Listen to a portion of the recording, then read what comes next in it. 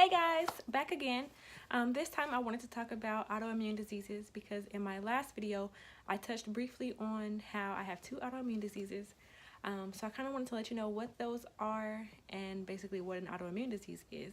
I had someone ask me in the last video to kind of describe it or go into detail a little bit. So here we are. An autoimmune disease is when the body's immune system attacks the healthy cells. There's not really a reason as to why this happens. Some people are just lucky. Some doctors have said maybe it's environmental. Some have said maybe it's genetic. I think that people really just kind of throw ideas around to kind of get to the source of autoimmune diseases, but they can just appear out of nowhere. I have endometriosis, and I was diagnosed with that in September of 2016. And the way that they diagnose you is through a laparoscopy. Well, I think there's a few different ways, but for me, I had a laparoscopy and they just go in. I have 4 incisions on my stomach and they just make small little scars, and they stick a camera, like a scope, down to kind of see. And they also have other tools used to remove scar tissue if they find it, and run biopsies or whatever the case may be. For me, I had to have a lot of scar tissue removed. I had a large cyst on my ovary, and they just took all that away to kind of help me feel better. For some people, if you choose to have surgery, you can, it's not a cure. It's just a way to relieve pain for you for just a little bit of time. They say that you should, if you do have surgery, you should only have it like every few years. Like I said, I had mine in September of 2016, and I think I'm doing pretty okay. I've been wondering now, like with my Crohn's, like if some of my endometriosis is coming back, or if it's all Crohn's related. It's like a super fine line, and it's really tricky because the pain, it's hard to differentiate between the two. But anyway, endometriosis can cause abdominal pain, pain with periods, pain with sex, infertility in some cases, although I've heard a lot of really good stories lately about some of my friends or just people in the media who have endometriosis who are having children, and that is so encouraging. Sometimes abnormal bleeding and many other symptoms. It kind of just varies from person to person, but those are the standard issues that people have outside of additional cysts or additional issues that you may have in that area that may cause additional pain that are identified when you go in to have the endometriosis surgery, or that you have, and that's how you find out about your endometriosis. So it's a little bit tricky, but yeah, lucky for me, I just had to have the laparoscopy, and healing for that was a little bit hard, but it wasn't terrible, and I've been, I guess, better off since.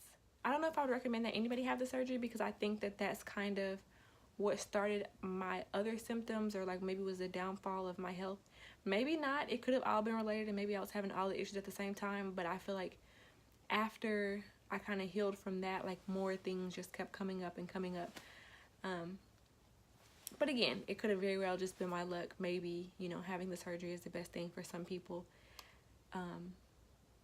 But I don't know. I don't know if I would go through with the next surgery, because after you have the scar tissue removed, it's very possible for you to have additional scar tissue, even worse than you had the first time. But that's enough about endometriosis. If you have any questions, let me know, and I would love to do another video for you guys. That's just the bare minimum information that I thought that I'd give you guys. But the other autoimmune disease that I have is Crohn's disease, which I'm sure if you follow me on any social media, you've seen a lot about that lately, because I've had so many different changes happen in the last year because of my Crohn's. It's been giving me the blues. I was diagnosed with Crohn's in June of 2017. Crohn's disease is when the immune system attacks the GI system anywhere from the mouth to the anus. Some of the issues with Crohn's are bowel issues, abdominal pain, loss of blood, which in my case caused anemia. You can get fissures, which are tears in the skin, or fistulas, which are openings in the GI tract. So they can either be external or internal. Weight loss, loss of appetite, joint pain due to inflammation, fatigue, and many other symptoms. It really varies from person to person, so what works for me may not work for you. But really, it's just trial and error, and believe me, I've been through a ton of it. Multiple medications, multiple supplements, vitamins. I'm currently on Remicade, and I've been doing celery juice just this week. Every day. I started with 4 ounces, and I'll increase a bit each week. I'm really liking it so far. I think that it's definitely helping, but I also just received an ostomy not too long ago. I think I'm about 5 or 6 weeks post-op. And I think that that's helping a lot as well with a lot of my different issues. Some of the pain that I was having was able to be taken care of with the ostomy, but it's been a little bit hard because my Crohn's isn't under control just yet. So although I'm healing in some ways, in other ways I'm getting a little bit worse. Or I guess not necessarily worse, but some symptoms are coming back. So it's a little bit hard, but I'm confident that we will definitely find what works for me and that I will be up and running in no time. Both of my autoimmune diseases are inflammatory diseases, so I just have like a lot of excess inflammation in the body. So I'm hoping that the celery juice helps like clear all that up, but we shall see. And hopefully I won't have any symptoms or much less symptoms for both of those.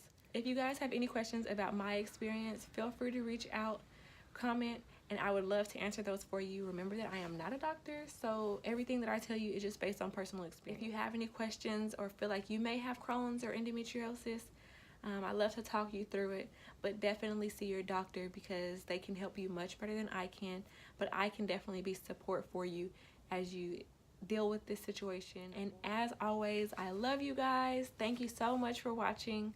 Stay encouraged. I'll see you next time.